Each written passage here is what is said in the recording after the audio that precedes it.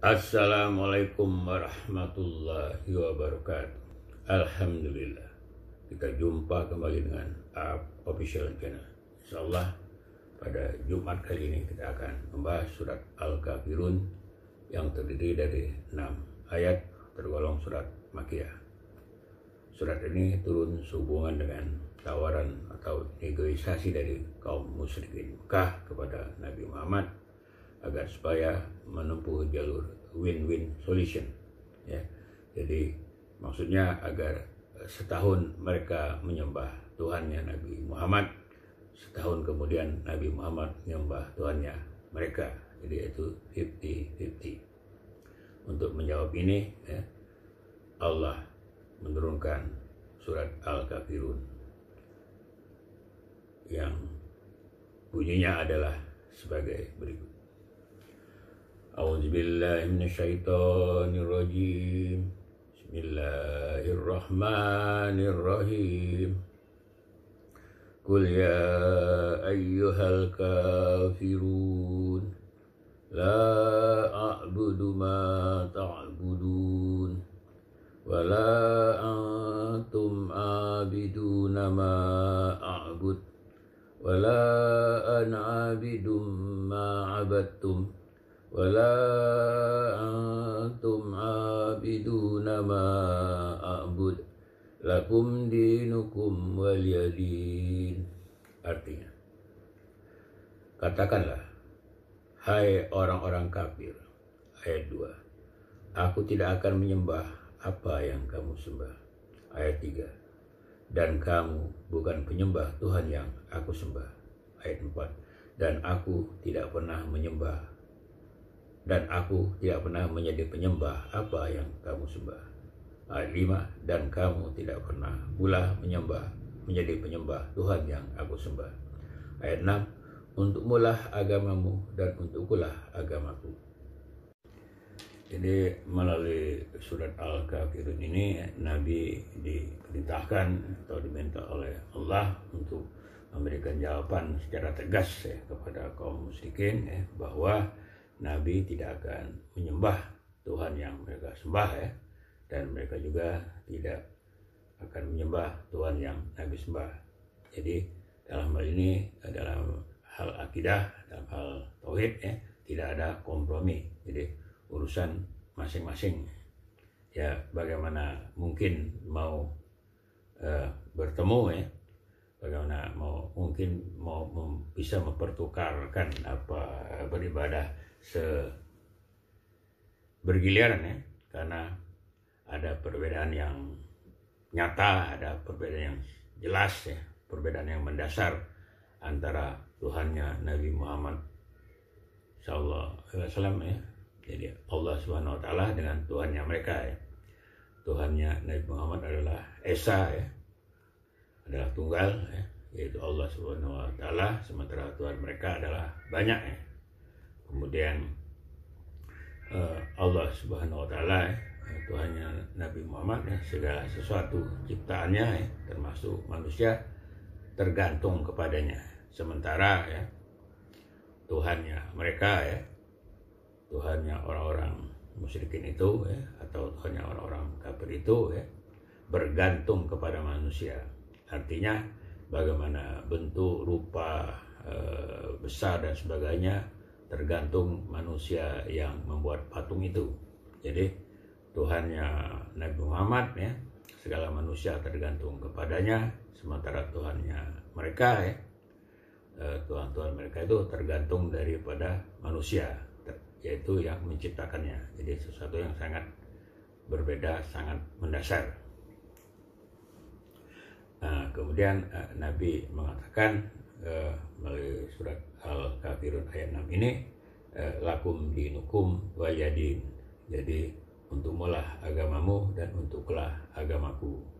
Jadi dari sisi Nabi ini sudah clear. Jadi Nabi sudah menyampaikan apa yang diminta oleh Allah SWT. Jadi masalahnya ternyata tidak clear bagi mereka, bagi para orang-orang musyrikin atau orang kafir ini.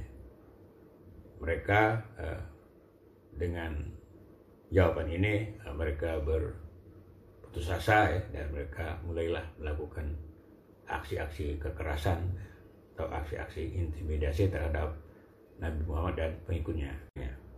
Nah, untuk ini Nabi Muhammad ya, mengambil satu langkah atau strategi untuk melakukan hijrah ya. Sebetulnya dari kaum muslimin atau dari Nabi Muhammad bisa saja untuk melawan atau dalam rangka membela diri, tapi mengingat kondisi ya, jadi Nabi Muhammad itu mengambil tindakan atau mengambil strategi berdasarkan realitas kenyataan. Nyatanya memang pada waktu itu kaum muslimin masih sedikit dan juga banyak mendapatkan tekanan-tekanan secara psikologis ya. Jadi kalau mengadakan perlawanan saya itu sudah jelas tidak menguntungkan. Akibatnya Nabi Muhammad ya, memerintahkan para pengikutnya ya, untuk melakukan hijrah ya, terlebih dahulu ya, karena pengikutnya ini merupakan sasaran empuk ya, merupakan sasaran kekerasan dari kaum musyrikin. Setelah itu juga diperintahkan Umar ibnu Khattab ya, untuk berhijrah, dan Umar ini sebelum berhijrah dia pernah berpidato dengan pidato yang sangat terkenal ya, yang dia mengatakan bahwa wahai kaum musyrikin, kaum kafir Mekah, saya akan berhijrah ke Madinah, dan barang siapa yang ingin anaknya jadi yatim dan istrinya jadi janda, silakanlah menghadangnya atau menghalangi aku. Tetapi kemudian tidak ada cerita bahwa Umar ibn Khattab mendapatkan halangan atau penghadangan. Nah, kemudian pada suatu malam ya, Nabi Muhammad akan merencanakan berhijrah ya, ke Madinah bersama Abu Bakar. Nah, pada malam itu rencana Nabi itu sudah diketahui oleh kaum musyrikin, dan mereka mengepung rumah Nabi dengan maksud untuk kemudian membunuhnya. Tapi pada malam itu Nabi sudah mengatur siasat ya, dia menyuruh Sayyidina Ali ya, Ali bin Abi Thalib untuk tidur di tempat tidurnya ya, sehingga ketika kaum musyrikin mengintip melihat bahwa Nabi masih tidur, dia membiarkan. Maksudnya nanti setelah waktu subuh yang biasa Nabi keluar untuk melakukan sholat ya, mereka akan membunuhnya. Tapi sebelum waktu subuh Nabi sudah meninggalkan rumahnya bersama Abu Bakar yang melihat atau mereka sedang mengantuk dan tertidur jika Nabi lolos daripada pengepungan mereka. Dan ketika mereka tepat waktu subuh dan mereka tidak mendapati Nabi, dan ternyata yang mereka temui adalah Ali bin Abi Thalib. Jadi mereka sudah terkecoh ya, sudah terkelabui, dan Nabi berhasil lolos dari kepungan mereka. Dan ketika berada di pinggiran kota Mekah, Nabi termenung ya, terharu memandang kota Mekah ya, memandang kota kelahirannya. Tentu saja sebagai manusia bersedih ya, meninggalkan kampung halamannya. Dan Allah menghiburnya dengan mengatakan kepada Nabi bahwa suatu saat kamu akan saya kembalikan ke kampungmu, yaitu Mekah.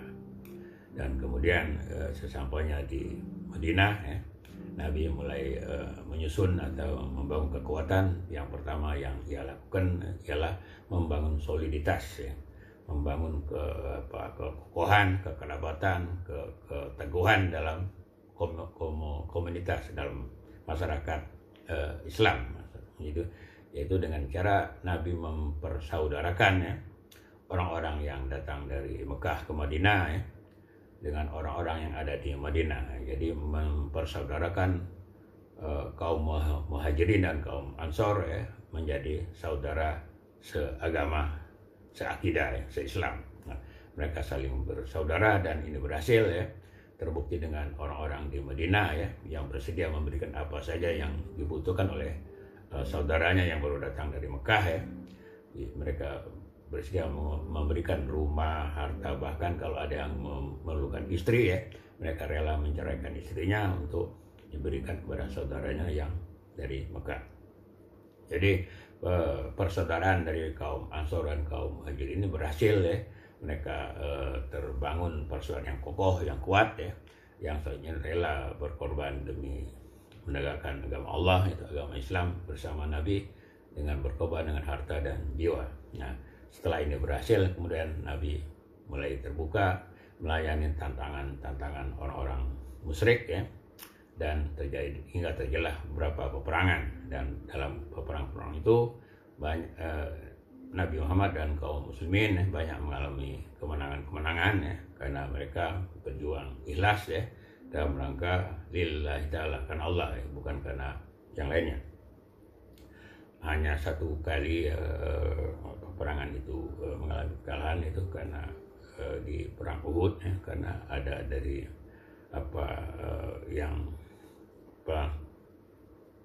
yang ikut berperang tidak melaksanakan apa yang diperintahkan oleh Nabi ya, sehingga satu kali itu kaum muslimin mengalami kekalahan. Tapi ini secara umum wajar saja, karena Allah mempergilirkan ya segala sesuatu ya. Ada hujan, ada panas ya, ada siang, ada malam, ada kalah, ada menang ya. Jadi inilah rangka untuk menguji siapa yang betul-betul beriman dan siapa yang pura-pura beriman ya. Tetapi kemudian pada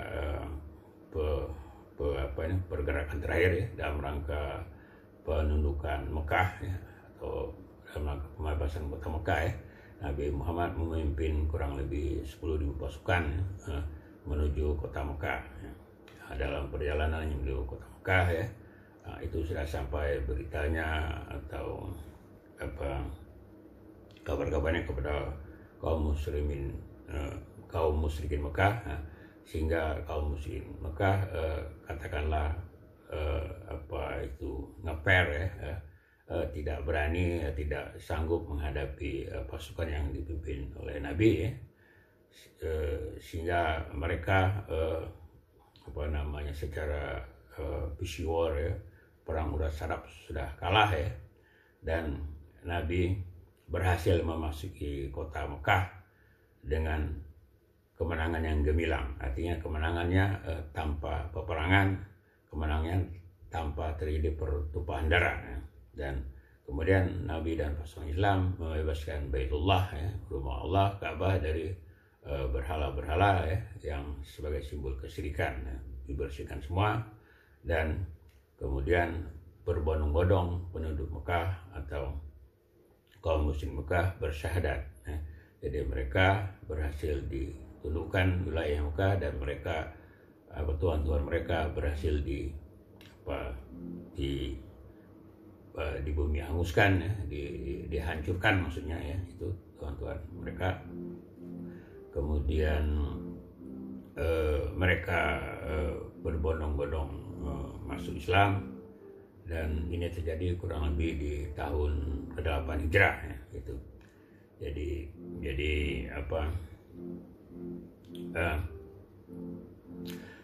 pada tahun ke-10 Hijrah ya, pada 2 tahun setelah pendudukan kota Mekah ya, seluruh Jazirah Arab ya, yang luasnya kurang lebih 3,5 kali Pulau Jawa itu berhasil dikuasai. Mereka mengakui kepemimpinan Nabi Muhammad.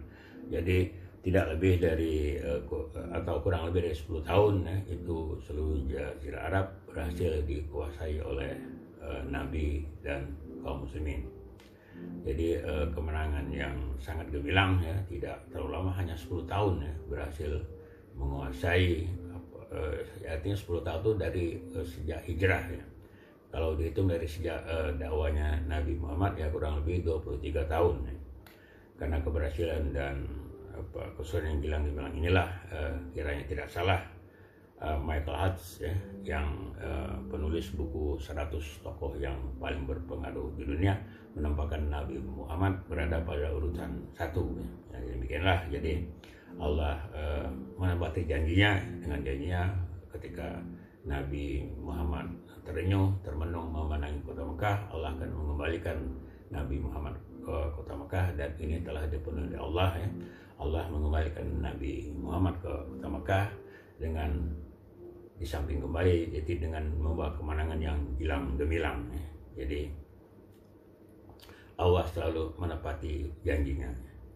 Nah, demikianlah apa yang saya dapat sampaikan, dapat saya pahami dari surat Al-Kafirun ini, yang berakibat dari surat ini bahwa Nabi Muhammad dan pengikutnya mendapatkan tindakan kekerasan atau tindakan yang menyakiti, sehingga Nabi Muhammad menempuh strategi hijrah. Hingga setelah hijrah di Madinah, Nabi Muhammad membangun kekuatan atau membangun soliditas di masyarakat yang dipimpinnya, dan ini berhasil. Kemudian barulah setelah kuat mengadakan perlawanan secara terbuka, dan dalam beberapa perangan lebih banyak menang, dan hanya mengalami kekalahan satu kali, kalau nggak salah begitu. Kemudian Nabi Muhammad juga berhasil memenangkan atau menundukkan kota Mekah tanpa peperangan. Inilah apa yang dapat kita sampaikan. Semoga ini dapat kita petik pelajarannya dalam rangka kita menempuh kehidupan kita selanjutnya. Kurang lebih mohon maaf. Akhirul kata, wassalamualaikum warahmatullahi wabarakatuh.